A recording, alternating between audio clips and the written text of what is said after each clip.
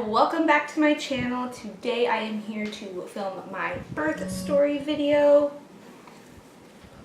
Can you say hello? Can you say hello to the people? This is Charlie.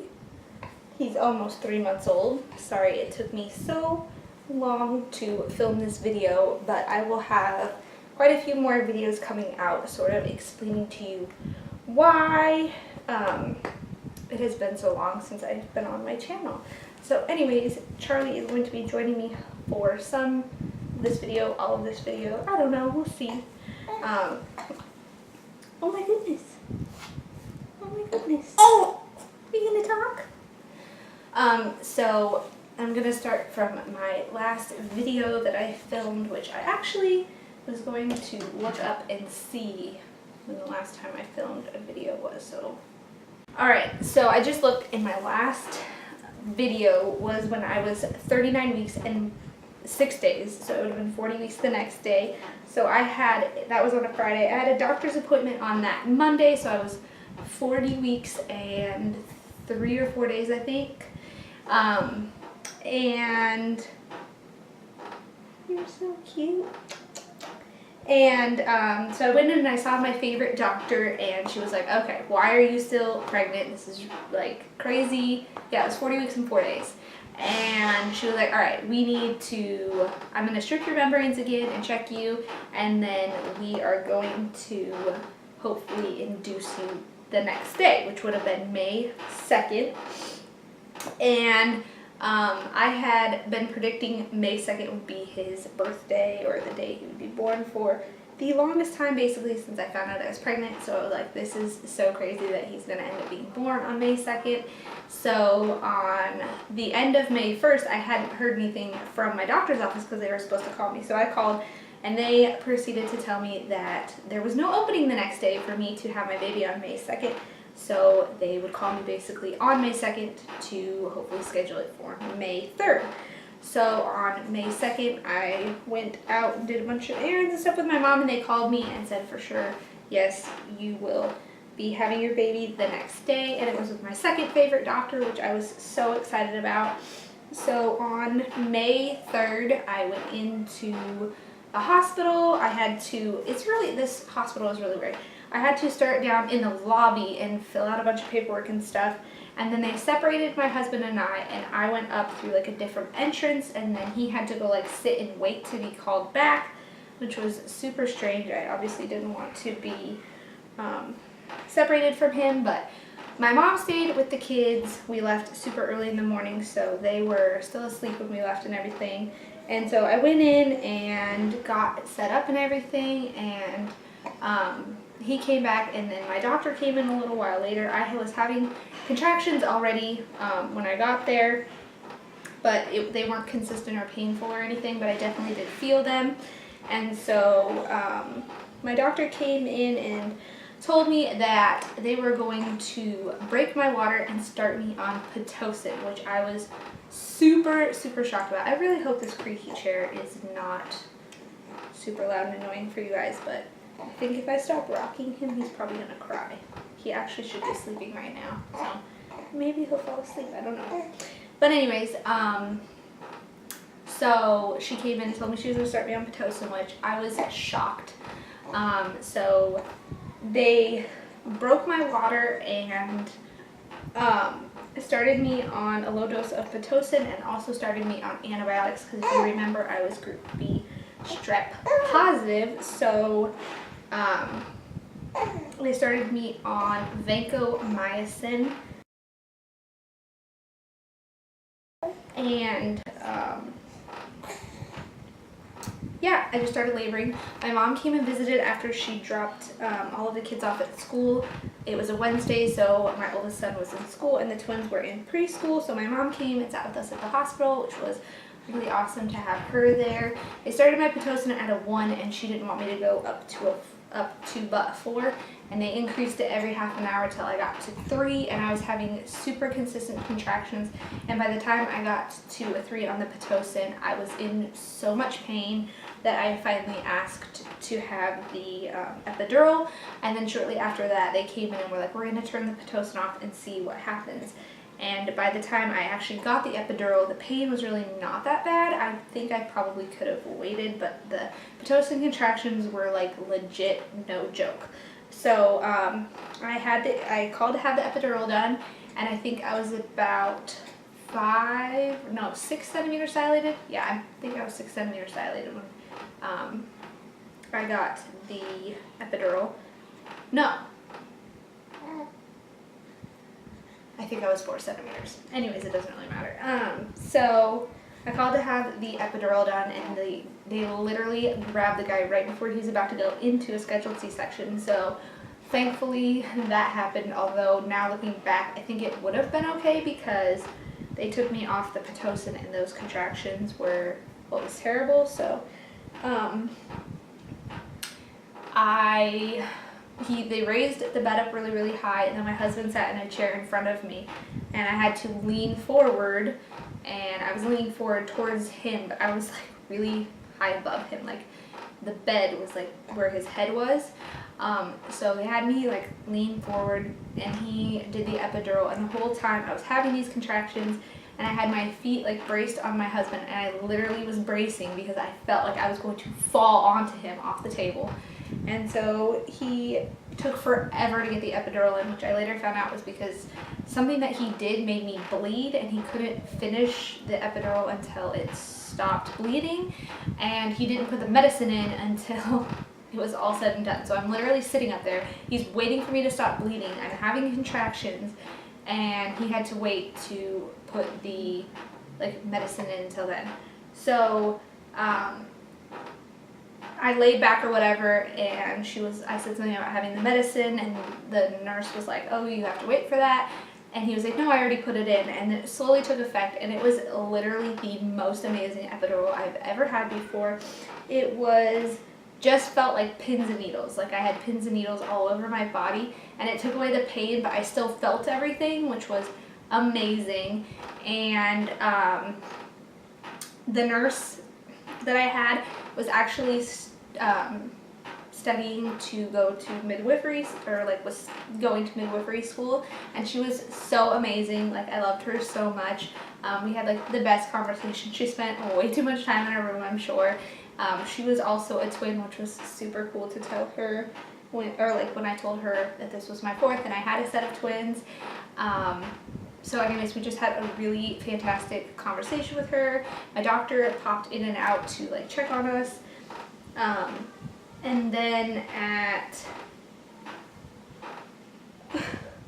after I had my epidural, I had to like roll from side to side, which was really weird because I didn't have this with my son, but I kept going numb in one leg more than the other. So like the side I was laying on, that leg would go completely numb, and then the other one I had like almost all of my feeling in, and then I would flip to the other side and it would happen the same way. So after I ended up, like when I got close to having him, I started to like feel the pain again, so I hit the button and it didn't actually really do anything. So by the time I actually was pushing, I basically felt everything, which was awesome because I was able to actually feel and control my pushing. So I got to 10 centimeters, but before I got to that, she was like, all right, so you're getting close. When you start feeling pressure and this, that, and the other thing, then let us know and we will check and you will have a baby. So I started feeling like swollen. Like I can't even explain it to you other than like how I told her. I felt like my vag was swollen. And so she was like, that is so weird. Like I've never heard anyone explain anything like that before. And sure enough, they checked me and I was 10 centimeters dilated. So she was like, hey, give me a little practice push and we'll see what's going on. And so I gave her a little practice push and she was like, okay, you have to stop pushing, he's coming out. So my doctor came in and it was the most wonderful thing. She like sat on the end of the bed, like super relaxed, casual, like, all right, let's have a baby. Like it wasn't super medical. They didn't like make me, well, they did actually, I did put my legs up in the stirrups eventually, but she just like sat on the end. No, I didn't have my feet in the stirrups. she just sat on the end of the bed and was like, okay, let's have a baby. And so they told me to push, and my husband was like laughing at me because he told me this later and I didn't remember this, but apparently she was like, all right, push. And I was like, when? And she's like, now, you're having a baby. And I was like, oh. So I pushed, and I had 3 contractions, and on my last contraction, so I pushed 3 times on each contraction, and on my last contraction, I pushed, and his shoulders came out, and my doctor told me to reach down and grab my baby. And I literally pulled my baby out and like pulled him out and put him on my chest, and it was literally the most like insane experience ever, and never in a million years would have thought I wanted a birth like the birth that I ended up having. But if I could have written my perfect birth, his birth would have been it. It was amazing. Like I understand why people just like want to give birth all the time, because it was like so amazing. And like I said, I could basically feel everything, so I almost had like a natural like birth, like giving birth to him. And so I pulled him out onto my chest, and my husband and I were still like undecided on his name. And as soon as I pulled him out and looked at him, he looks just like my older son as a baby. Like, I'll have to put up pictures or something sometime. Or I think I have some on Instagram of like a comparison. But anyways, he looks exactly like my older son. And second of all, I said he is a Charlie. Like, he looks just like a Charlie. Like, that's his name. There's no doubt about it. So I had mentioned something to the nurse about delayed cord clamping, and she was actually like, oh yeah, doctor will do that. And so after he was born, I was just like holding him. I didn't even really think about it actually until after the fact. And so they did the delayed cord clamping, and then my husband cut the cord, which the story from like my first birth when he cut the cord was, he tells it so funny. Maybe I'll have to have him tell it sometime. But she basically just like held up the cord and was like, all right, here's the scissors, cut. And he was like, really? Where my other doctor was very like, I don't know how to explain it. But anyways, so he cut the cord, and then they did put him on me like skin to skin right away. So they took him away, and before he was born, like I was talking to the midwife, and I was like, so how much do you think he's gonna weigh? She's like, oh, maybe 7 pounds. Like, she felt my belly and stuff. She's like, yeah, maybe 7 pounds. And so my husband and I told her our guesses. I think mine was 8-12, and his was like 8-13 or something like that. Or it was the other way around. I can't remember. But anyways, so when he came out, the first thing she said is, holy cow, that is not a 7-pound baby. And I said, I told you. And she was like, I cannot believe, like, where were you hiding him at? So also, when he, like, right before he came out, like, I remember saying something, but no one ever really answered my question. But as his head started to come out, like, right around his neck, she was like, okay, stop pushing. And she had to actually take the cord out from around his neck. And then after he was born, he had actually tied a knot in his cord. It's called a true knot.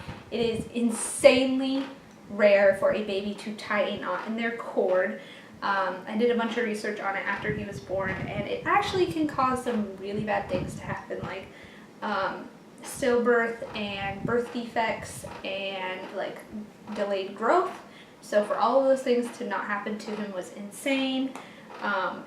The true knot is insanely rare. If I can find like any good information on it, I'll link it below. But he had tied a knot in his cord, and he actually had almost tied another knot in his cord, because the cord being wrapped around his neck was him trying to tie another knot, but as he was coming out, the cord went around his neck instead of like tying the knot. So it was actually really interesting, because when he came out and they were messing with the knot, it really did come right apart. Like, it did not stay super tight. And when I researched it, it said there's like jelly in the cord that's supposed to prevent it from staying tight. So he had the knot in his cord, which was like super crazy, because we had been talking to the nurse, I call her the midwife because she's basically a midwife, but we were talking to the nurse and somehow she had been mentioning something about true knots and how they were so rare, and when he came out and she saw one, like, it was insane because she was just like shocked that we had just been talking about it. I didn't even know this existed, and then she was talking about it, and then he came out and had a knot, and like everybody in the room came over and looked at it and was so fascinated that he had this knot. So anyway, so they put him on me, they did the delayed cord clamping, then they took him and weighed him and did all of his vitals and everything, and he was doing fantastic. This boy, I'm going to give you like a perspective first. My first son was born at 40 weeks exactly on his due date. He weighed 8 pounds and was 21 inches long. The twins were born at 37 weeks and 1 day. The oldest twin, twin A, was 6 pounds 9 ounces. Twin B was 5 pounds 10 ounces, and they were both 19 inches long. This boy was 8 pounds 8 ounces and was 22 and a fourth inches long. So insanely long for being a newborn, and actually at his 2-month doctor's visit, he's in the 99th percentile for his height. So he is a long boy. After they did everything, they came and gave him, they put him right on me skin to skin, and actually they never swaddled him or like wanted him swaddled the whole time I was there. They were very much like wanted him skin to skin with me. So they gave him skin to skin to me, and we tried to start breastfeeding.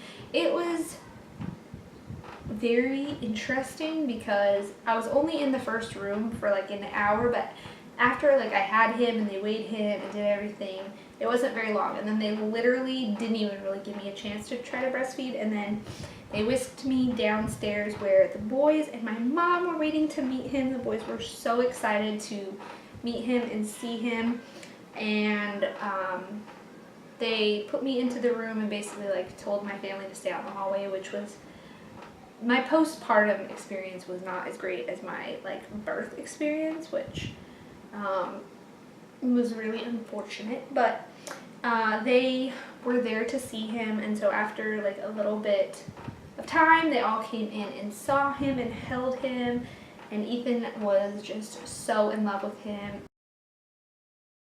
and so excited to see him, and my mom got to see him since she wasn't able to be there for the birth. And after they left, I was able to successfully breastfeed him, and yeah, then we came home. He was born on a Wednesday at 6:26 p.m. on May 3rd of 2017, and we came home on a Friday. So yeah, that is my birth story of my beautiful son, Charlie.